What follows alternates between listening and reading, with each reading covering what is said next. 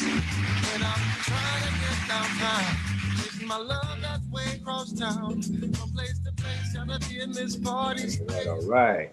Can't wait to see her. Good morning, everyone. How are you? Thank you for joining us on another episode of the Soul Purpose Show. Good morning, everybody. Hope everyone had a great week. We are coming off of a fantastic week. What happened on Sunday, honey? It was Mother's And Day. did you have a good Mother's I Day? actually did. I will be honest, though. I woke up mad. I woke Yes, up you mad. did. I woke up real bad And why is that? because when I woke up in the morning, so I am a birthday, Mother's Day, Father's Day person. That's just my thing. I don't want a lot of gifts, but just recognize the fact that it's my day. Mhm. So I woke up and I kind of did my morning routine in the restroom. And my husband sends me a text message saying he's on the bed. When I woke up, he's awake. He didn't say Happy Mother's Day. Then I was like, okay, well, it's a little foggy in the brain. Maybe he'll get there. Then he sends me this text message that says, oh, yeah, by the way, today's Mark's birthday, and I'd like to do a drive-by for his birthday. And Mark is his best friend. So I was like, okay, that's fine. And I said, wait a minute.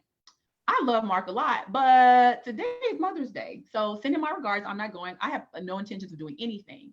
You would think that he would say in response, oh, because I said in my text, no, today's Mother's Day, but to send him my regards, tell him happy birthday for me. You would think that in response, he would say, Happy Mother's Day, but he did not. He just said, okay, me and Miles will do the drive-by. So I was in my feelings for a good 30 minutes on Sunday. Because it took 30 minutes for me to get Miles up for us to go get the balloons that we had already secured in the car that we had already secured and said Happy Mother's Day so that we can do our Mother's Day celebration for my lovely wife. So you did good though. So I got a dozen roses in a balloon. So I apologize for. And if anybody would have said last Mother's Day that a year from now you would not be sitting in a nice restaurant or have a family gathering on Mother's Day due to a pandemic, I mean, I don't think anybody would have That's true. would have assumed that. That's accurate. So anyway, we are so appreciative of everyone tuning in week after week. We're getting close to 1,000 or more views on our podcast and on our live streams. Um, and as you know, as we mentioned when we kicked off this month, May is Mental Health Awareness Month. Yeah. Has a special place for us as people of color because, as you know, mental health and wellness is just not a subject that we have spent a lot of time, invested a lot of time as a family talking about. So we've actually for the last 2 weeks we've kicked off a series on how to kind of maintain your mind, your body, and your spirit. And last week, in the first week, we had Dr. Marquita Wills and then family and marriage therapist Deetra Martin, who were phenomenal, gave us some great information. And then last week we transitioned to the body, the physical body, and we had Dr. Faith Felder, affectionately known as Dr. Faith. She actually broke down what this virus is all about and what it does. It was extremely informative. And then our good friend, personal trainer, nutritionist, Sean Hollis of Sean's Total Fitness. We did a cute little promo leading up to it. And Sean talked to us about kind of making that connection as well, diet and exercise. And today we're going to conclude our series on talking about the spirit and healing the spirit. And we're not talking about spirits, by the way, for all church folk. But we all know that there's more to life than what we see with our eyes, and there are means for us to get more connected and to get more whole out there. Yep. So we have.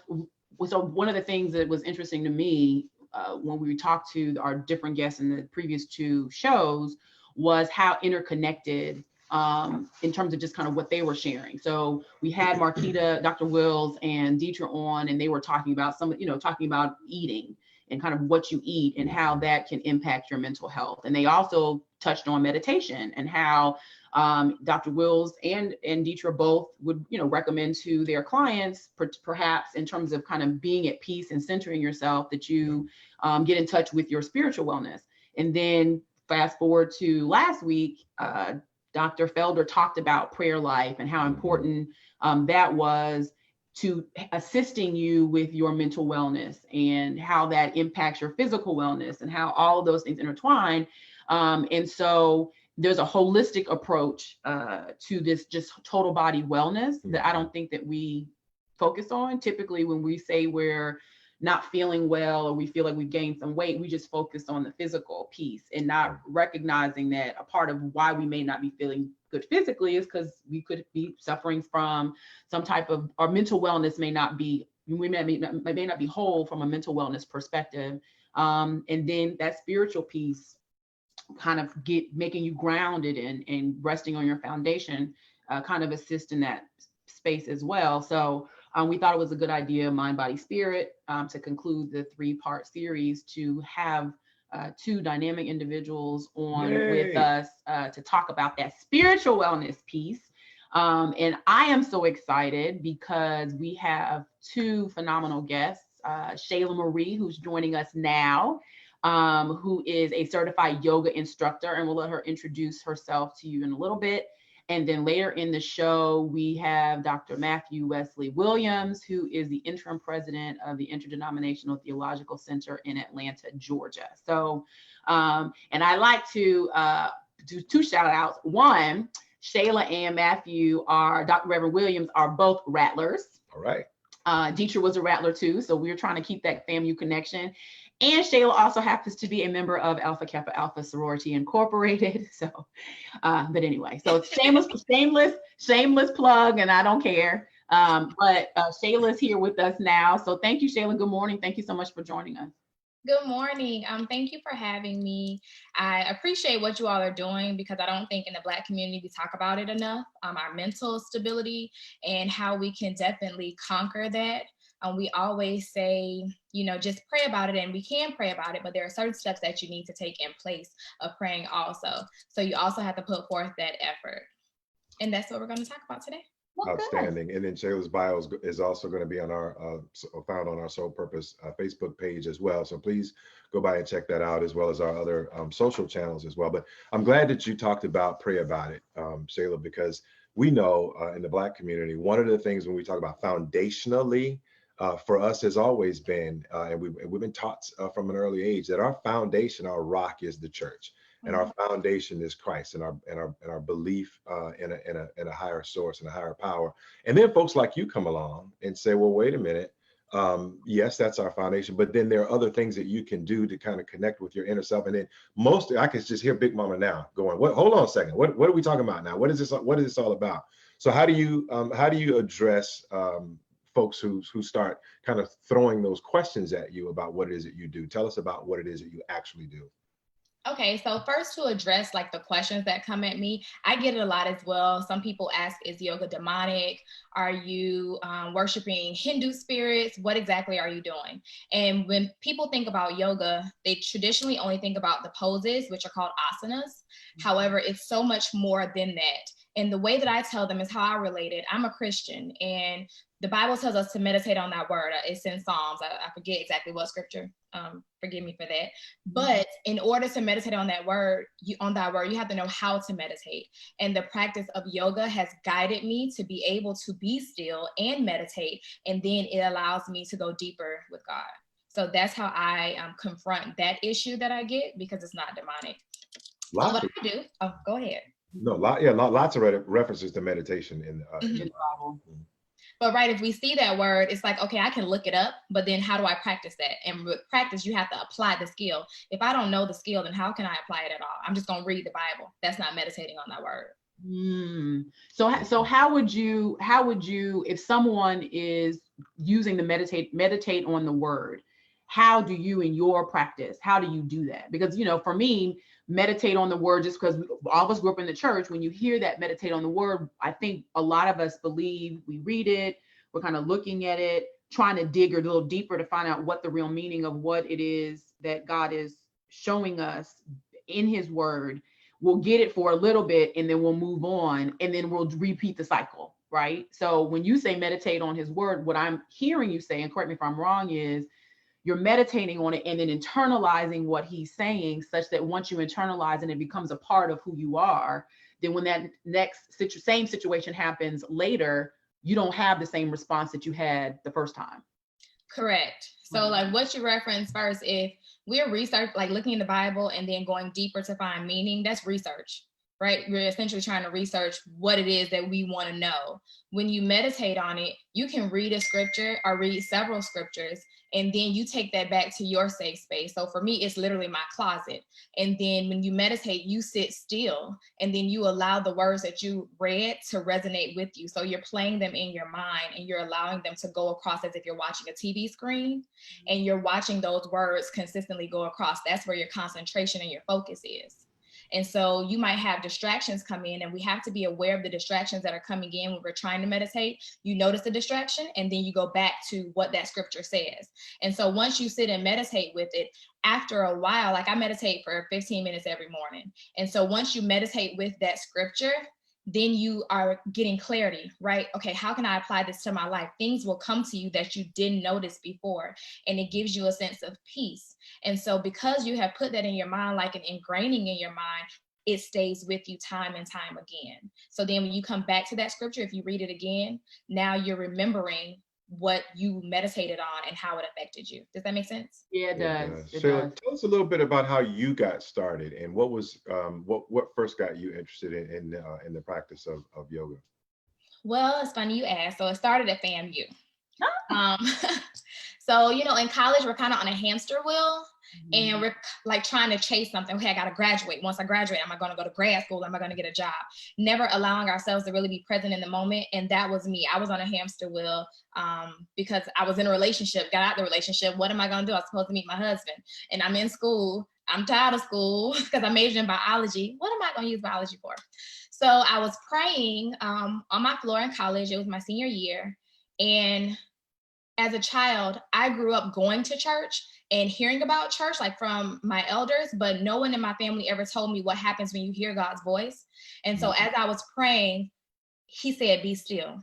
It freaked me out. Like when I say freaked me out, because I didn't even know that scripture was in the Bible. So I stopped praying, because as I'm talking to you all, that's how I heard his voice. And I'm looking around because I live by myself. I'm like, is he here? Okay, he came back. He came back to get us because he just said, be still. So I stopped praying, and I went and sat on my couch and watched the Food Network. I'm a Food Network fanatic. So I started watching Ina Garten, and I'm like, okay. I sat there for about 10 minutes. So then I picked up my devotional book that was right by my couch. And so I opened it. The next words from where I left off were be still. And I closed the book. I'm like, okay, you playing with me, God. I'm not trying to listen. Now, if Ina Garten say be still, I'm turning the TV off. I'm done. Right? Because at this point, I'm not receiving it. So I realized I wanted to learn how to be still, because he was saying be still to me, but I didn't know how to do that. So I graduated, and then when I came back home, I would take some yoga classes, and it seemed pretty cool, pretty interesting. Like we had to sit still, and in the last pose is Shavasana, and that's where you just allow everything to come back in your body. And all these things were going through my mind, so my mind was not able to be still. So then one of the instructors talked about having a yoga teacher training, and she said, you can take the yoga teacher training because it gives you more in-depth information on yoga, but you don't actually have to be a teacher.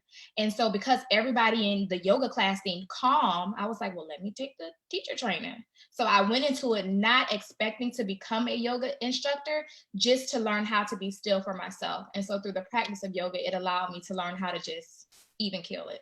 Wow. So you mentioned be still, and me and Keith have actually had this conversation, and one of my girlfriends has said that when we're kind of talking and we have a lot of stuff going on, she refers to something that her mom always says, and just says, be still and listen to God's voice, right?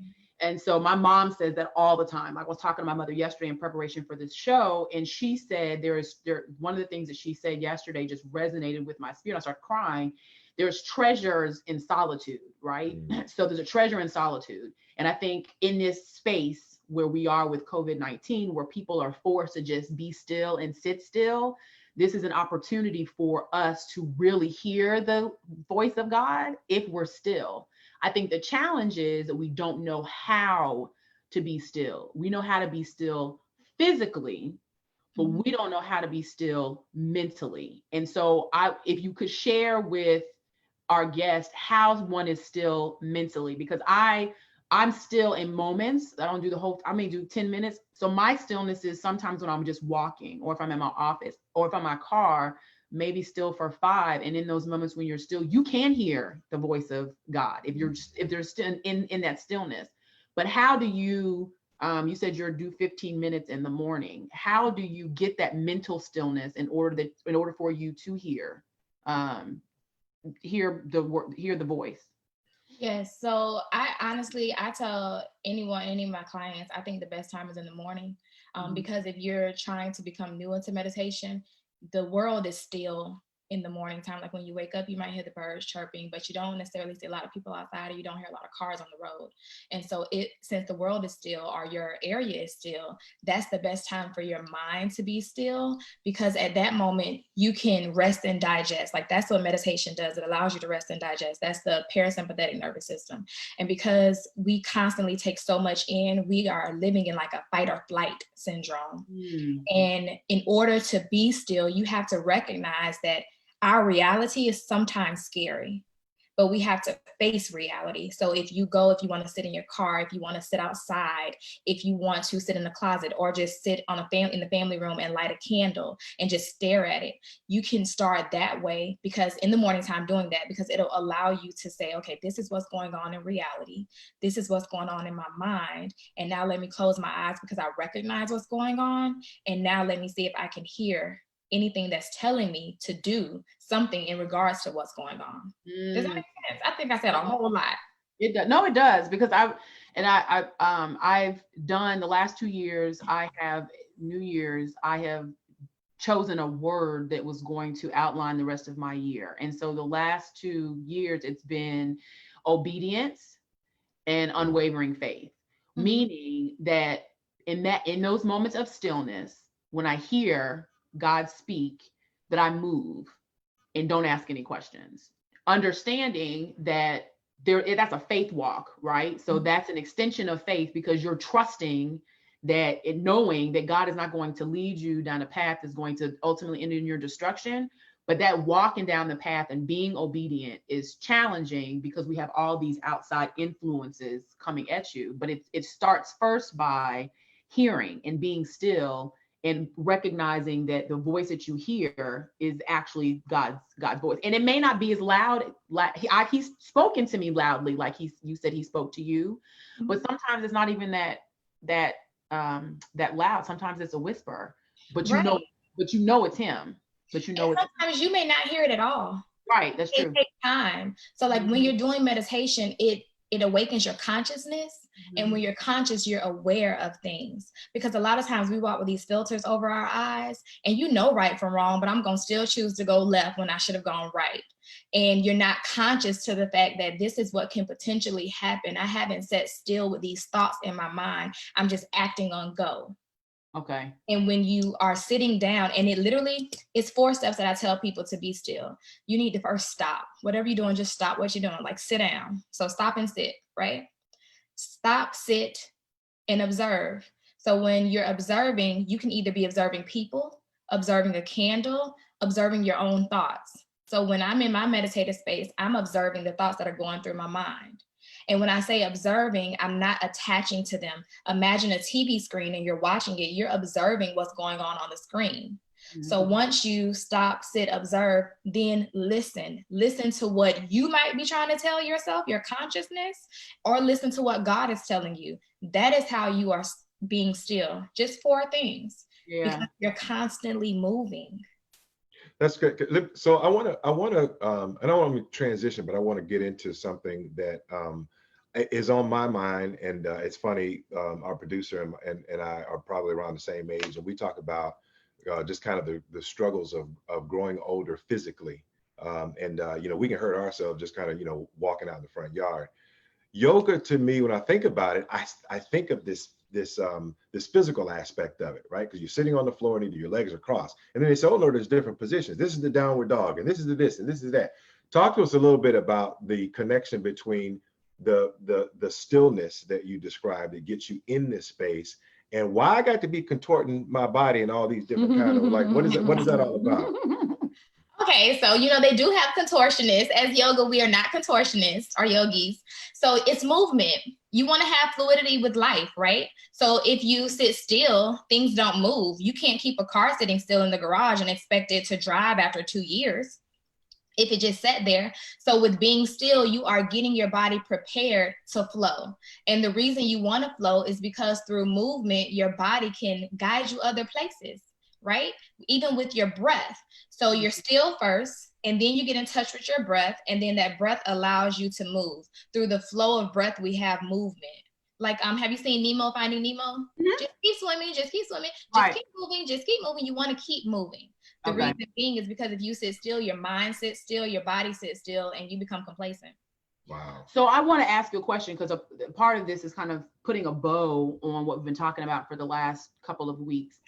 Have you seen, since you've been practicing yoga, have you seen a correlation in between your physical health and your mental health? I know we talked a little bit yesterday. I know that you're vegan. Did that happen as a result of yoga, or just something that you made a decision to do just because you felt better after you did it? So do you see a decision? So like when I was 8 years old, I gave up beef, pork, and chicken. Okay. So it was pretty easy for me. So I'm 34, I'll be 35 next month. And before my 31st birthday, I told myself I wanted to go vegan a month before my birthday, just to do it, just to see what would happen. And I liked it. So I used to wake up and always have phlegm in my throat. Mm-hmm. And so after that month, like I didn't have phlegm. I wasn't coughing anymore, like having to cough up anything. And I'm like, I'm going to keep it up. Yeah. And think about it. If you want to have life, and some people might disagree, and that's okay, but how can I eat death wanting to be alive? You know what I mean?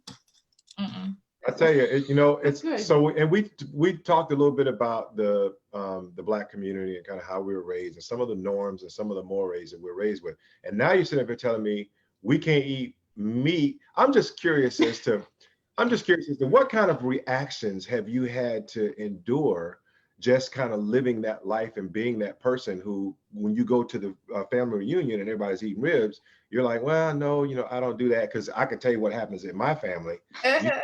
You get all of those kind of things. So talk to us about that. Yeah, I get she's not Black. I get she different. You gotta work with her. I get questions like, have you always been like that? Does your family eat meat? Like, who are you? What you mix with? That's what I get, all that. And my response to them is, it was a conscious decision. So maybe at 8 years old, the Lord was planting these seeds, and he knew he was going to guide me to this. But I tell people I don't want to eat meat. Like, I can't consciously look at chicken. Like, first of all, I don't even like chicken, like the way it looks aesthetically. I'm a big aesthetics person. I can't eat that. Yeah. Knowing that it has feathers and a beak and little eyes, I just can't do it. I'm okay. I will say, so I am not vegan, but I think for maybe 2 weeks, Shayla and another one of our sorors, Latoya, who is vegan. Latoya's vegan too, isn't she? She is sometimes vegan. So she's vegan-ish. So they challenged me because they brought in this food. I don't remember the restaurant, but they brought in this food. I was like, oh, that looks really good. And I knew Shayla was vegan.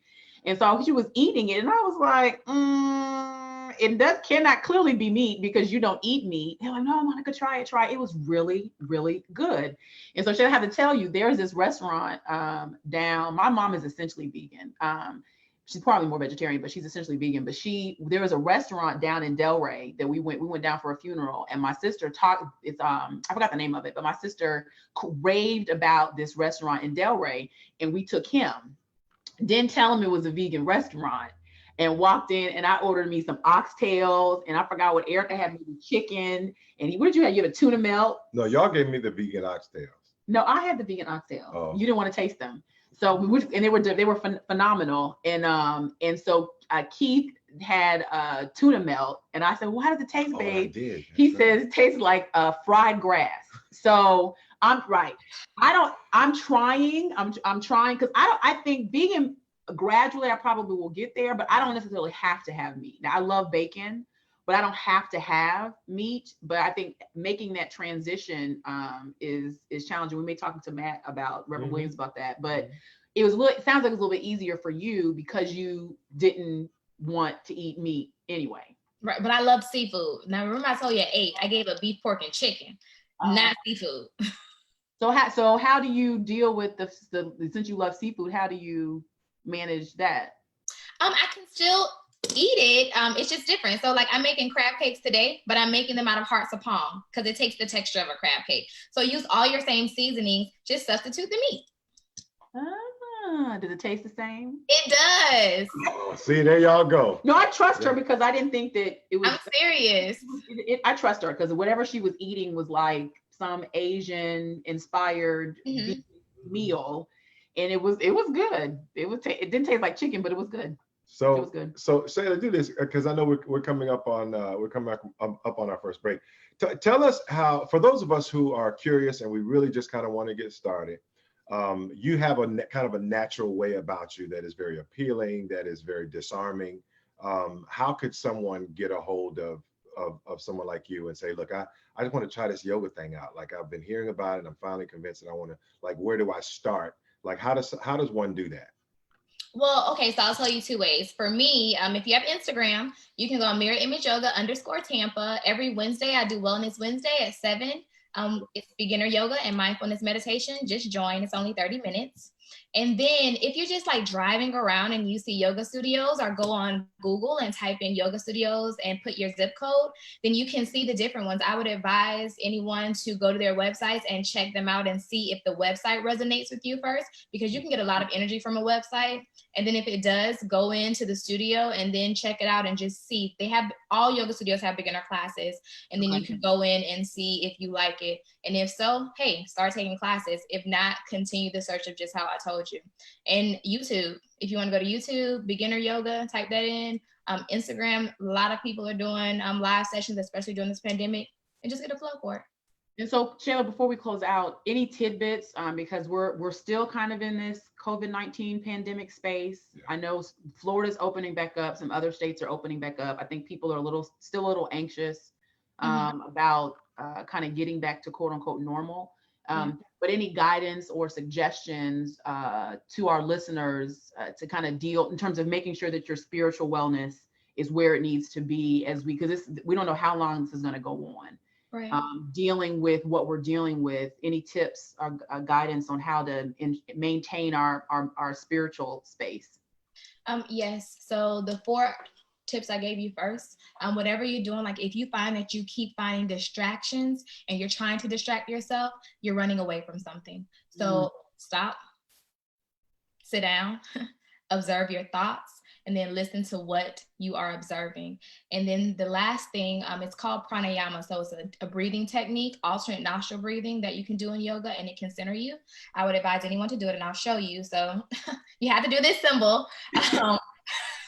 I know that symbol, and it's got nothing to do with yoga. That's why I'm like, okay, hold on. So you want to first close off your right nostril and inhale through your left. And then close off your left nostril with your pinky and exhale through your right.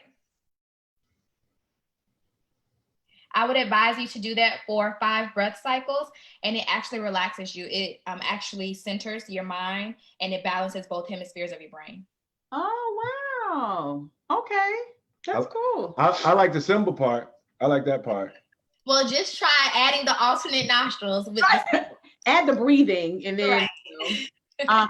I think we have a little bit more time, because I don't think we do. We have a little more time. Go ahead. I'm sorry. No, I was going to say we do have a little bit more time. I got to tell you though, this has been very enlightening for me, because I admittedly, now the eating thing, I'm going to get that under control one way or the other, right? Because I don't know when or if I'll completely give up meat, but certainly kind of getting my eating under control and eating more living things as opposed to processed things, and all of those things. We've talked ad nauseum about how to eat healthier, but it's also given me, it's also encouraged me more to get serious about the physical part, because as I mentioned, I'm at an age now where you wake up in the morning hurting, and still. Wherever we go, we are gonna do what makes us feel right. We're going to have your information also on our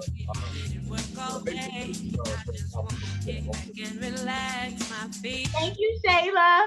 You're welcome. Bye. See you Bye. later. Thank you for having me. You're welcome. Thanks Thank so you. much. Take care. That was good. That was really good information. It may be hard to believe, but people just like you are already saving money. Feedthepig.org makes it easy. Their simple savings plan teaches you how to start saving without going overboard, so you don't need to start foraging wild berries. I was skeptical, but these are actually pretty good. You don't need to sell your soul to the devil. $15 is the best I can do. You just need feedthepig.org. Don't get left behind. Get tips and tools at feedthepig.org. Brought to you by the American Institute of CPAs and the Ad Council. Welcome to Calvin's Barbershop. You all got to see this. I don't even want to know what you're looking at on that phone. Well, you should. I was learning about the dangers of high blood pressure and that we need to get ours. Can you hear me? Regularly. Yes. High blood pressure can increase the risk of heart attack or stroke. I'm hearing. This text program can help keep it at a healthy range. Just text barbershop to 97779 to sign up. I'll get right on it as soon as I'm done with this baby panda video. Text Barbershop to 97779. A message from the American Heart Association and the Ad Council. This is Mario Andretti. You know me as a race car driver, but I'm also a Meals on Wheels volunteer. I've raced against the sport's biggest personalities, but I've never met more vibrant, amazing people than the seniors. I'm not sure how much Monica You shared. can make a difference by dropping off a hot meal and saying a quick hello. So, America, let's do lunch. Volunteer your lunch break at americaletsdolunch.org. This message brought to you by Meals on Wheels America and the Ad Council. People been saying to your friend, get a different face, and posting on their feed, they're super ugly. The things they say to them online are cruel and they're not true. So tell your friend, I'll stand up for you. Don't worry, I know what to do. Know someone being bullied online? You can be a witness and make a difference by letting the world know it isn't cool and by letting your friend know you care. Learn more at eyewitnessbullying.org. Brought to you by the Ad Council. Wherever we go, we're about to bring on the positive vibe. Wherever we go, we are gonna We are back. what makes us feel right. So the first half, we talked to Shayla Marie, who's a certified yoga instructor, and we had a phenomenal conversation. And our next guest, I am super excited about, Dr. Matthew Wesley Williams, who is the interim president for the Interdenominational Theological Center in Atlanta. Reverend Williams, can you hear us? I can hear you. Okay, wonderful. I have known Reverend Williams, gosh, probably over 20 years. Oh, wow. We were a fam together. That means you can call me Matt. I wanted to get your permission before I did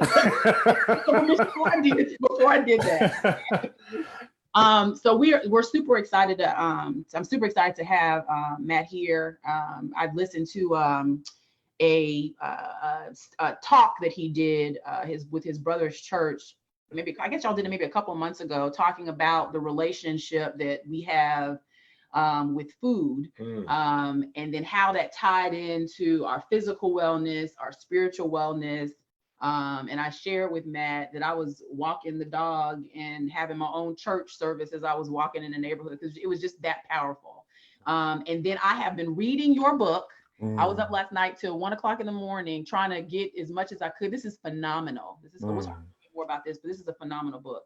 But go ahead. Well, listen, I have not read the book, and as a traditional Southern Baptist man, I just got to say, I'm happy that you're on, because for the last 3 weeks, we've been talking about wellness. We've been talking about getting mindfulness and how to eat right and all that other kind of stuff. But look, where I come from in my church, the Bible says I got Jesus and that's all I need. So I'm sure. The Bible does not say that. I'm sure you did. Just straighten up for our listeners that as long as you pray over the food, then you're gonna be all right. Help us out, brother. Come on now. Yeah. So let me help you. The Bible doesn't say either one of those things. That's like one of those sayings that we say, well, the Bible says you take one step, God will take two. That's not actually there. We made that up. But it's okay. It's all right, but we made that up. Brother, we really appreciate you. We know that there's a lot of there's a lot of misinformation out there in our community. No doubt. I mean, it starts generationally for us. Yes. And those are strong generational influences because we are also taught to respect not just our parents, but our grandparents. That's right. Who also were raised in this age of misinformation where you eat certain things, you pray over it, you're gonna be fine. You got extra weight, body weight that you carry, and that means that you're healthy. That means that woman is feeding you good, et cetera, et cetera, et cetera. So we really appreciate you being on. Tell us a little bit about your practice and what it is that you do. My dietary practice? About what it is that you do and what you espouse and what your message is to your parishioners. So I'm president of the Interdenominational Theological Center, which is a historically Black school, graduate school, located in the heart of the Atlanta University Center, right next door to Spelman, Morehouse, Clark, Atlanta, Morris Brown. And so that's what I do on a 9-to-5 basis. I'm also, my primary work is Sage and Zuri's dad and Alexis's life partner. Right. And so in that work, and actually in all of this work, my vocation is the work of creating the conditions, as we put in the book, creating the conditions for life to create itself. Creating the conditions for living, for liberation, and for, as the scripture says, life more abundantly. Right. And so what that means is, on a spiritual level, when it comes to a dietary practice, our physical, mental health, and the cultivation of leadership, has to have all of it, that work is done with that as a kind of primary focus. What it also means is that we find ourselves confronting the forces that would be death dealing to our people, right?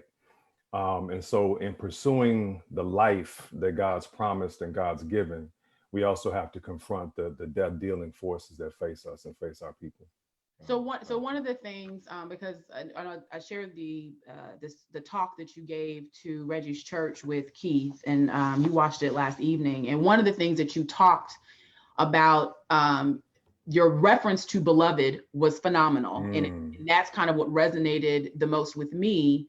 And talking about how the food structures that we have here literally are killing us, right? Yes. I don't think that we've talked about mental health. We talked about our physical health and how those are interrelated. But I think when we talked a little bit, we often neglect and don't realize that spiritual wellness is tied directly into the wellness of our mind and the wellness of our body, right? So if you could kind of touch on that, because I know we talked about you believe in a holistic approach to just wellness in general. And a lot of pastors don't teach that. And I don't know, they that's not something that they focus on. It's no shade to them, but that's just not their focus. Their focus is on your spirit only. They may have ministries that deal with mental and deal with physical, but primarily their focus is ensuring that your spiritual health is where it should be. But you neglect, but you do that, but you have people that are in your congregation that attend church every Sunday that are depressed, right? And so if you could touch on kind of what your the holistic approach, and touch a little bit on what you talked about in the talk with Reg. Yeah, so one of the reasons that pastors do that is that pastors tend to be trained just like other professionals in other sectors. So one of the things I mentioned in that talk is that if you go into the medical profession, for example, medical professionals, about 1% of their education is given to issues of nutrition and health and wellness, right? The other 99% of medical education in this country typically addresses how to detect and manage disease, right? So we are, and the medical paradigm focuses on the parts of the body in which symptoms show up, right? Not the root causes of disease, right? And so in a similar way, as religious leaders, sometimes even folks who are in the mental health profession, mental health may be focused on the neck up, Mm-hmm. just on the cognitive, right? On the ways that people are thinking. And so the most prevalent form of mental health therapy is talk therapy. Okay. Where people are reasoning their way into health, right? Well, what happens when you recognize that the trauma that people experience is actually not lodged in their brains, it's lodged in their bodies, right? So you need an integrative way to deal with this chronic trauma that people are dealing with. And let's be clear, this situation that we're dealing with now, we call COVID-19, is an experience of collective trauma, right? Now, so when it comes to issues of the spirit, we're also trained to deal with folks' spiritual lives as though their mental health and their physical health has nothing to do with their sense of connection to God, their sense of connection to themselves, to other people, and to the planet itself, right? So we're trained to think in very fragmented ways in most of our professions, including ministry. And that's why we tend to end up in this kind of, in these insufficient approaches to health. And so holistic health for me, is a kind of a practice-based approach to spirituality, a practice-based approach to mental and physical health, where I'm not trying to achieve a kind of goal as a destination, but my focus is on the process and on the practice on a daily basis. That's good stuff, man. I know that we were both alluding to a little earlier how there are things that disparately impact our community. Yeah. And that talk that you gave is phenomenal. We're going to share that on our site as well, and I encourage everyone to check that out and to hear more about your story. But tell us a little bit more about your story and how you came to become as aware of the impact of how food and nutrition affects the body. Yeah. So I am a now 6-year cancer survivor. Amen. And amen. Thanks be to God. And that experience was, I called it healing school, right? It was very soon after that diagnosis, which was a few days after my 38th birthday, I came to recognize that this was actually calling me to do some different kind of work that's not just about my body. And so it meant wrestling with, I told a friend of mine, I said, the first thing I had to do was to determine whether I was worthy of being saved. Is my life actually worth saving? I had to come to grips with that, right? And in coming to grips with that, what I also had to face was some deeply held messages as a Black man, as a Christian, in a number of different categories that had told me I'm unworthy, right? And in facing those narratives that had come to shape the way I treat my body, right? And the way I think about myself, I had to come to grips with how that unworthiness had produced disease, right? And in order to heal, it wasn't just a physical enterprise, it was also one that I had to engage my mind and my spirit. And so God gave me a mantra that became, that still walks with me to this day. I am safe and created worthy. I am safe and created worthy. And I was so appreciative of your earlier guest, fellow Rattler, who talked about attention and focusing the mind, and that in moments of stillness, we often think about prayer as, Lord, here we are, we just talking, we're talking, but prayer is as much about listening as it is about talking. And one of the things I heard her say is that she heard the voice of God, right, speaking into her spirit. You can only get that when you're quiet, right? When you're in a contemplative space where you've opened it up enough for you to be able to hear from your inner voice, or what some folks call your inner teacher, which is the voice of God, right? And so that was the mantra that God gave me. And the thing about that kind of spiritual practice where you're sitting still and you're working with a mantra is that it's not just cognitive, it gets in your bones. Those kind of affirmations get in your reflexes, right? To the point where the kind of decisions that you make without thinking about them are now guided by a different fundamental truth, right? They're guided by a truth of worthiness as opposed to a truth of my life or my body don't matter, right? So that was the beginning of a process, and food became the portal through which I had to really engage all of this negative narrative, this negative self-talk, and it became a portal for me to also engage and engage my emotions, learn how my body worked, and begin to observe how what I put in my body impacts my mood, my thinking, and my ability to actually hear and perceive what's right in front of me.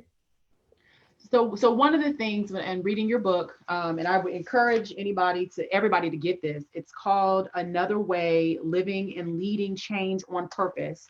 And I like it because there are questions. It's a workbook. So you're reading it, and there's work that you have to do, and it's really for anybody. I was sharing it with you for corporate leadership and myself for individual assessment of how we lead, because I think we're both very involved in our communities here.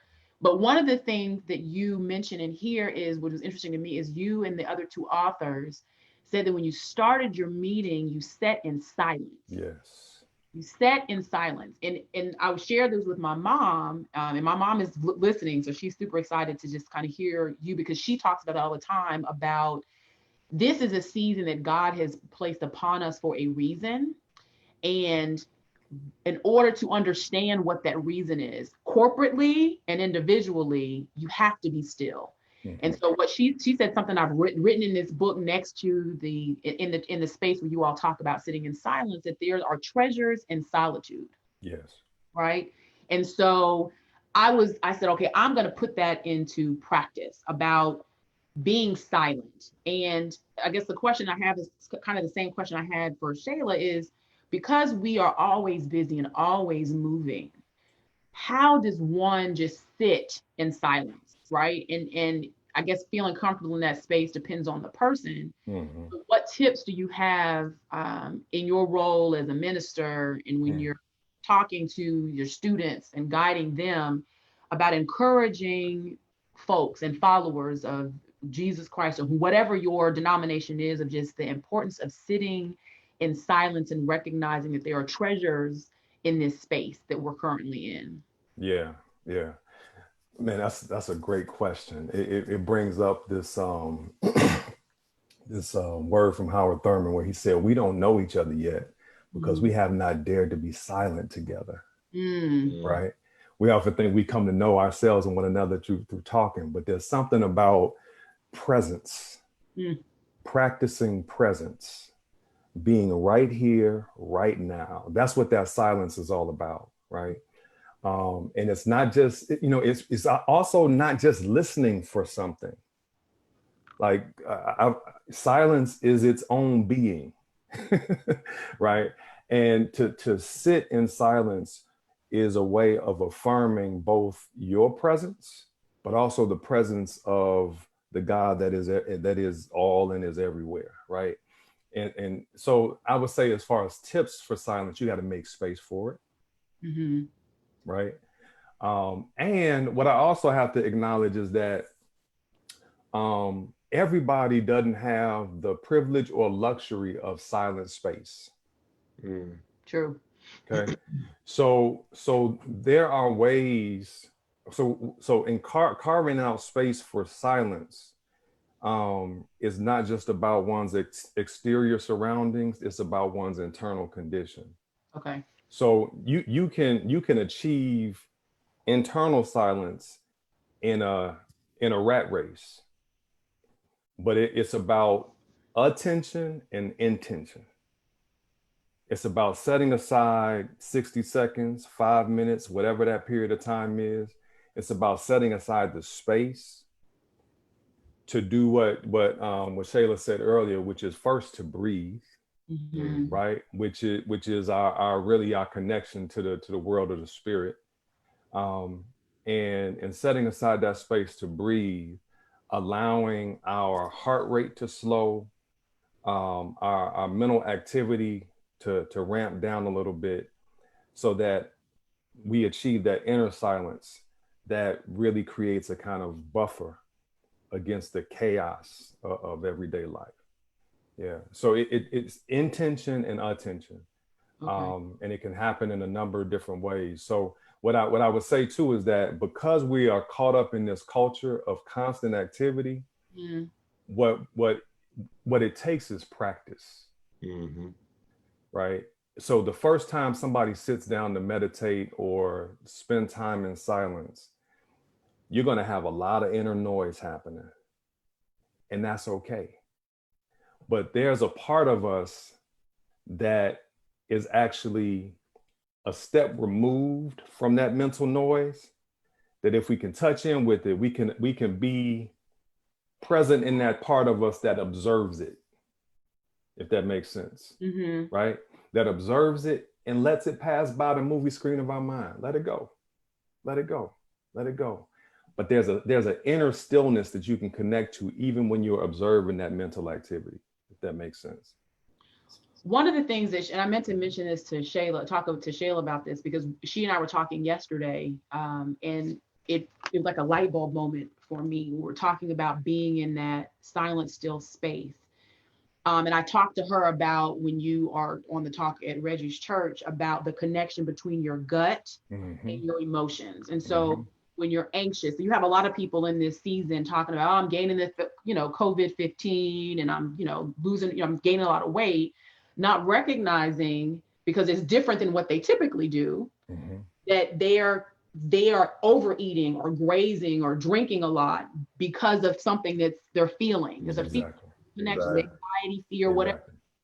So the gut connection between your gut and your mind, which was the light bulb moment when listening to you. But Shayla talked about yesterday, after I said that to her, about when she meditates, she looks at emotion as a thing. And if you don't own it, right? So if you're angry, yes, you have that emotion of anger, right? Or if it's hurt, you acknowledge it, recognize it, figure out in that moment of stillness and space why you're feeling the way that you're feeling. Yes. Acknowledge it, understand it, so and recognize that emotion of anger is just a thing. Don't receive it. It's not yours. Yeah, it's not yours. It's not yours to have. So then when that same thing happens again, you can it clicks like, okay, wait a minute. Let me take a moment to pause, because this is a thing. This anger is a thing. I'm not going to let it control me. I recognize it's a thing that I can move out of the way versus letting it consume me. Does that make sense? It makes perfect sense. What that brings up for me is one of my teachers, Wakisa Moyo, talks about the fact that there's no such thing as a negative feeling. No such thing, right? Okay. Feelings are messengers. And again, this is what the kind of contemplative practice of silence gives you more access to. It's more access to your powers of observation, right? And so, you can feel anger and then get curious about, now, what is this telling me about my situation and about myself? Feelings are messengers. So let's take anger, for example. Anger, constitutes kind of a feeling family. It can go anywhere from mild irritation to outright rage. Right. Right. And everything in between.